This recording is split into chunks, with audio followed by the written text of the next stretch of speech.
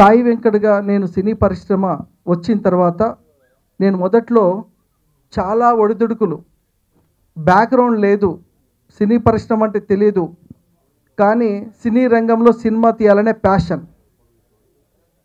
అందరిలాగే నేను కూడా ఫిలిం నగర్లో అడుగుపెట్టి అందరిలాగే నేను కూడా కలలు కని సినిమా తీయాలని, సినిమా నిర్మించాలని కలలు కన్న నేను సినీ పరిశ్రమకు వచ్చిన తర్వాత ఇక్కడ నాకు మొదట్లో అడుగడుగున అవరోధాలు, అడుగడుగున మోసాలు, అడుగడుగున చాలా కష్టాలండి, చెప్పొద్దు.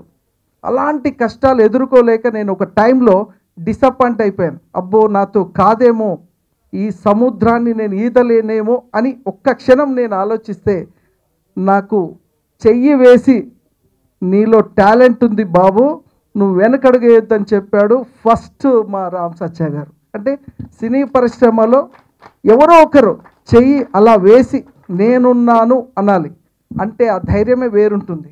ఆ ఇన్స్పిరేషనే నేను రామ్ సత్య గారి దగ్గర తీసుకొని ఈ మధ్యన ఒక 200 సినిమాల వరకు అన్నని ఇన్స్పిరేషన్ తీసుకొని ప్రతి ఒక్కరికి నేనున్నానని ఏదో విధంగా నేను వారిని, అంటే నేను ఒకరోజు ఒక చెయ్యి వేస్తే ఈరోజు ఈ స్థాయికి రాగలిగాను.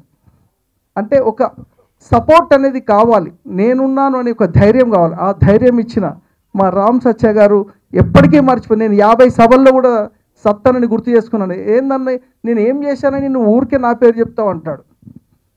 ఎప్పుడు కూడా ఏం చేశామని కాదు, మొదటి అడుగు గుర్తు పెట్టుకున్నవాడు లాస్ట్ అడుగు పెరిగే వరకు ఈ గుర్తు పెట్టుకున్నవాడు ఎప్పటికీ డెవలప్ అవుతాడు. గురు బ్రహ్మ, గురు విష్ణు, గురుదేవో మహేశ్వర. ఎందుకు ఇవన్నీ వచ్చిందంటే గురువుని గుర్తుపెట్టుకోవాలి, మనకు సపోర్ట్ చేసిన వాళ్ళు గుర్తుపెట్టుకోవాలి, మనకు లైఫ్ ఇచ్చిన వాళ్ళు గుర్తుపెట్టుకోవాలి. ఇవన్నీ గుర్తున్న వాళ్ళు మాత్రమే ఎదుగుతారు. అలాగా నేను ఒక సిస్టంలో ఎదిగే వ్యక్తిని. ఈరోజు ఏ రంగంలో అయినా కూడా సక్సెస్ అయ్యాం, సినిమా రంగంలో కానీ. అదేవిధంగా సినిమా నిర్మాతల గురించి మేము పోరాటాలు చేస్తే రామకృష్ణ గౌడ్ అన్నతో పాటు కానీ ఆయన నిరహార దీక్షలు చేశాడు, సినీ పరిశ్రమ గురించి ఎన్నో కష్టాలు పడ్డాడు. ఓ టైంలో నేను రామ్ సత్య గారు నిరహార దీక్షలు చేశాము. అదేవిధంగా శివకుమార్ అన్న కూడా మొదటి నుంచి నిర్మాతల గురించి ఆయన పోరాటం చేస్తూనే ఉన్నాడు. ఇలాగా ఇక్కడ ఉన్న వాళ్ళంతా నిర్మాతలు బాగుండాలని కోరుకునే వాళ్ళం మేమంతా. అలాగే పోరాటం చేస్తూ ఎంతోమందికి మేమున్నామని భరోసా ఇస్తూ డెవలప్ అవుతూ మేము వచ్చిన ఈ సమయంలో నేను లాస్ట్ 1 ఇయర్ నుంచి రామ్ సత్య గారు సక్సెస్ చూస్తున్నాను. నెలకు 4 సినిమాలు రిలీజ్ చేస్తున్నాడు. అరే ఎందుకబ్బా ఇట్లా రిలీజ్ చేస్తున్నాడు ఏంటి, మరి నేను చేయలేనా? ఈయన ప్రతిసారి మళ్ళీ నన్ను రెచ్చగొట్టినట్టు ప్రతి మీటింగ్, ప్రతి ఆడియో ఫంక్షన్ నన్నే పిలుస్తాడు. ఈ మొన్ననే రోషే గారితో 2 సినిమాలు, అరుంధతి, అవంతిక. ఇంకో సినిమా దాసరి మన గురువు గారు దాసరి నారాయణరావు గారు. ఎవరిని పిలిచినా సరే సాయి వెంకటని నన్ను పిలుస్తాడు. అర్థం కాదు, అంటే నువ్వు ఎక్కడన్నా మర్చిపోయావు సినీ పరిశ్రమ, నువ్వు రా అని నన్ను ఎప్పుడు లైమ్ లైట్లో ఉంచుతారు రామ్ సత్య గారు. అయితే ఈ మధ్యన ఈ సినిమా కొనడానికి కారణం ఏంటంటే, నేను ఈ మధ్యన ఒక మలయాళం సినిమా హిట్ అయింది.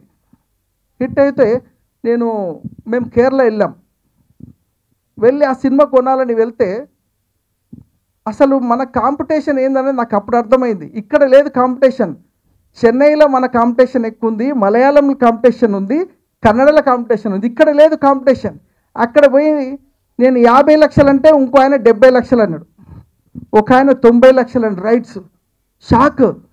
ఏంది, నేను రామ్ సత్య గారు మా గురువు గారు కదా, ఫోన్ చేసి ఏందన్నా ఇంత చెప్తారు, నువ్వు తొందరపడి పెట్టకబ్బా అన్నాడు. నేను ఒక్క నిమిషం అడిగేసిన, ఈలోపు ఇంకో ఆయన 90 లక్షలు పెట్టి కొనేసిండు. ఆయన ఎవరో కాదు, చెదలవాడ శ్రీనివాసరావు గారు. ఇలాగా పెద్ద, అంటే సినిమాకి మన దగ్గర కంటే కూడా ఇతర భాషల సినిమాలకు కాంపిటీషన్ ఎక్కువ ఉంది. మన వాళ్ళు టేకింగ్ కానీ ఆ పెర్ఫార్మెన్స్ కానీ వాళ్ళు, అంటే ఒక హర్రర్ మూవీ పిశాచి 1 అని వచ్చింది ఈ మధ్యనే, అది తెలుగులో సూపర్ డూపర్ హిట్. మన తెలుగులో పెద్ద నిర్మాత సి కళ్యాణ్ గారు, south India film chamber president, ఇప్పుడు ప్రజెంట్ ఫిలిం ఛాంబర్ ప్రెసిడెంట్, ఆయన పిశాచి అనే సినిమా రిలీజ్ చేస్తే సూపర్ డూపర్ హిట్. నాకు అన్న చెప్పంగానే మరి సి కళ్యాణ్ గారు లాంటి ఇన్స్పిరేషన్ తీసుకుందాం, పిశాచి 2గా నేను వచ్చి ఇది హిట్ కొడతా అని చెప్పి కాన్ఫిడెన్స్ తోటి నేను చాలా అంటే నేను ఎలాంటి వ్యక్తినంటే నేను టెంప్ట్ కానండి. సినీ పరిశ్రమలు ఉన్నా కూడా ఎవ్వరు ఎన్ని చెప్పినా టెంప్ట్ కాను. నేను డబ్బులు తీసేటప్పుడు చాలా ఆలోచిస్తా, ఈ డబ్బు మళ్ళీ వృధా చేయొద్దు. రామ్ సత్య గారు ఒక మాట చెప్పారు, సినిమాని వ్యాపారంగా బ్రెయిన్ పెట్టి చేస్తే సినిమా వ్యాపారం కంటే మంచి వ్యాపారం లేదని. ఆయన ఎప్పుడు మాటలు నాకు గుర్తు ఉంటాయి. సినిమాని సినిమాలాగే చేయాల, సినిమాని ఒక వ్యాపారం లాగా కనుక ఒక బిజినెస్ లాగా మనం వ్యాపారం ఒక ఇండస్ట్రీ పెడితే ఫిలిం ఇండస్ట్రీ పెడితే ఎలాగైతే సిన్సియర్గా చేస్తామో ఒక డిసిప్లిన్గా చేస్తామో అలాగే సినీ పరిశ్రమలు కూడా అదే సిన్సియారిటీ, అదే డిసిప్లిన్, అదే డెడికేషన్ ఉంటే 100% ఇక్కడ డబ్బు సంపాదించవచ్చు.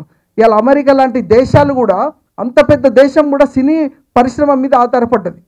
అక్కడ కూడా వేల కోట్లు $1,000,000 ఈరోజు సినీ పరిశ్రమ మీద వాళ్ళు డెవలప్ అవుతున్నాయి. అంటే వాళ్ళు ఇంటర్నేషనల్ మార్కెట్ వాళ్ళది, మనది తెలుగు మార్కెట్, వాళ్ళది ఇంటర్నేషనల్ మార్కెట్.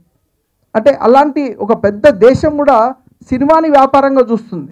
సాయి వెంకట్ గారు చెప్పిన దాంట్లో చిన్న యథార్థం ఏంటంటే, అన్న ఈ ఇండస్ట్రీ మోసం చేస్తున్నారు, అందరినీ పారిపోతానన్నా అంటే, నువ్వు వద్దన్నా వెనకరా, నీకు ఎందుకు, నేను ఎవరు మోసం చేస్తాను, నీ వెనకాల నేను ఉంటానన్న ఆ రోజున. అతను అనుకున్న సినిమాని కంప్లీట్ చేసి సక్సెస్ఫుల్ రిలీజ్ చేసాం. మొదటి సినిమా అతనిది. అంతే, నేను చేసింది మాట సాయం తప్ప అతనికి ఏమో ఆర్థికంగా సాయం చేయలేదు, ఆయనకేం కోట్లు ఇవ్వలేదు. ఒక చిన్న మాట ఆయనకి సాయం చేసాం. ఆ మాట సాయం ఇవాళ వరకు 15 సంవత్సరాల నుంచి ప్రతి మీటింగ్లో చెప్తుంటాడు ఆయన. అది ఆయన యొక్క గొప్పతనానికి, పెద్ద మనసుకి నిదర్శనం. ఇకపోతే మొన్న ఫంక్షన్ అన్నారు, ఏంటి ఈ మధ్య సాయి వెంకట్ గారు సినిమా తీయట్లేదని ఎవరు అన్నారు ఒక ఆయన. సాయి వెంకట్ గారు అండర్ గ్రౌండ్ ఉండి అన్ని పనులు చేసుకుంటూ చక్కగా ఒక ట్రైలర్తో బయటకు వద్దాం ఉద్దేశంతో 2 నెలల నుంచి వెయిట్ చేసి ఇవాళ చేశారు. ఎందుకంటే ఆయనకి వ్యాపారం కొత్త కాదు, సినిమా తీయడం కొత్త కాదు, ఏమీ కొత్త కాదు. ఇండస్ట్రీ బాగోలేదు కదా అని చెప్పి ఉద్దేశంతో రియల్ ఎస్టేట్కి వెళ్ళారు. అక్కడ 10 రూపాయలు సంపాదించుకుని అవన్నీ పక్కన పెట్టుకుని మళ్ళీ వచ్చి ఈ రియల్ ఎస్టేట్ లాగా దీన్ని కూడా వ్యాపారంగానే చేస్తూ ఈ సినిమా ఇండస్ట్రీలోకి వచ్చారు.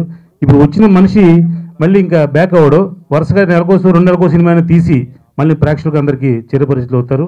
అందువల్ల ముందుగా సాయి వెంకట్ గారు చేసే కార్యక్రమాలు ఏంటంటే, మనం ఎవరు ఏ పని చేసినా ఏదో చిన్న స్వార్థం ఉంటుంది ఎక్కడో అక్కడ, ఓ పబ్లిసిటీ స్వార్థమో లేదా ఇంకో లాభమో ఏదో ఉంటుంది. కానీ ఏ విధమైన స్వార్థం లేకుండా చేసే కార్యక్రమం సామూహిక సత్యనారాయణ వ్రత మహోత్సవం అండి. నేను గత 4 సంవత్సరాలు చూస్తున్నాను. ఆయన పక్కన ఎక్కడ పెట్టినా నేను కూడా వెళ్తాను, నేను కూడా పూజ చేసుకుంటున్నాను. ఎందుకంటే ఆయనకి అంత సెంటిమెంటు. మన ఇంట్లో మన ఒక కార్యక్రమం చేసుకుంటానికి మనం 10 రోజుల ముందు నుంచి ఎన్నో ప్లాన్ చేసుకుని పూజారి గారిని పిలుచుకుని ఆయన చేసి ఈ చేసుకుంటాం. కానీ సామూహిక సత్యనారాయణ అంటే ఎంతమంది వాళ్ళకి అకామిడేషన్ ఏంటి, వాళ్ళకి భోజనాలు ఏంటి, వాళ్ళకి కావాల్సిన సామాన్లు అవి కూడా ఆయనే అందజేసి ఇంత చేయటం అంటే ఇది నాట్ ఏ జోక్. భగవంతుడు ఆయనకి డబ్బు అందరికి ఇస్తాడు, కానీ అందరూ ఇచ్చిన డబ్బు ఉన్న వాళ్ళు అందరూ ఏ పని చేయలేరండి. డబ్బు కంటే ముందు ఆయన ధైర్యం, మనకు 10 మంది ప్రజల సేవ చేయాలన్న మనస్తత్వం ఉండటమే ఆయన గ్రేట్నెస్. ఆ గ్రేట్నెస్ ఆయన కాపాడుతుందండి. ఆయన అడిగా, అన్న ఇంత ఖర్చు పెడుతున్నావు కదా, నీకేం లాస్ కదా అన్న.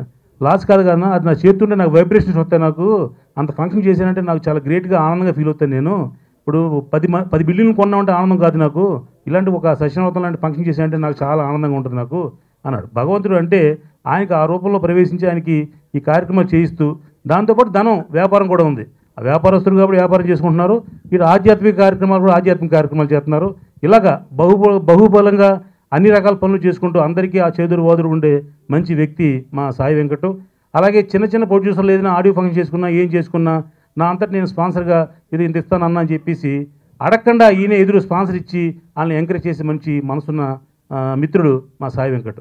ఒక వ్యక్తి ఎదగటానికి ఇవన్నీ సహకరిస్తాయండి. మన పూజలు చేస్తే పునస్కారాలు చేస్తే రాదు, మనసు ఉండాలి, మనసుని బట్టే అందరు చూస్తారు.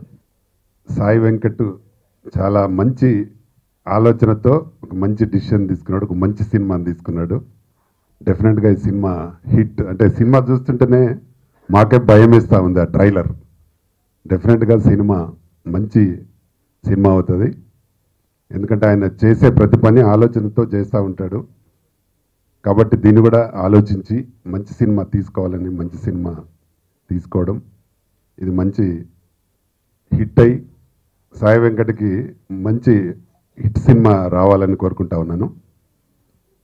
ఎందుకంటే ఎప్పుడు సినిమా ఇండస్ట్రీలో ఉండి, నాకు నిన్న ఎవరు మా ఛాంబర్కి వచ్చి చెప్తా ఉన్నారు, అన్న సాయి వెంకట్ గారి దగ్గరికి వెళ్ళి మేము ఆడియో ఫంక్షన్ అడిగితే అసలు మేము ఏం అడగలేదని డబ్బులు తీసి మా చేతిలో పెట్టాడు. ఏంటంటే మీకు ఖర్చుల కోసం తీసుకోండి అని. అంటే చిన్న సినిమాలకు దాదాపు ఒక 125, 130 సినిమాల వరకు ఆయన అంటే స్పాన్సరింగ్, అంటే ఇండస్ట్రీలో ఆయన మంచి అందరూ మంచిగా ఉండాలి, మంచి జరగాలనే మంచి ఉద్దేశంతో ఉన్న వ్యక్తి కాబట్టి మా దగ్గర కూడా మా ఛాంబర్లో అందరు మెంబర్స్ దాదాపు 1000 మంది ఉంటారు మా సభ్యులు, అందరూ కూడా ఆయన సెక్రటరీగా ఉండాలని యునానిమస్గా ఆయనని సెక్రటరీగా పెట్టుకోవడం నిజంగా, ఎందుకంటే ఒక మంచి జరగాలనే ఉద్దేశంతో ఉంటారు కాబట్టి మనమందరం కలిసి పనిచేస్తే మంచి జరుగుతుంది కాబట్టి ఉండాలనే ఉద్దేశంతో ఆయన పెట్టుకోవడం జరిగింది.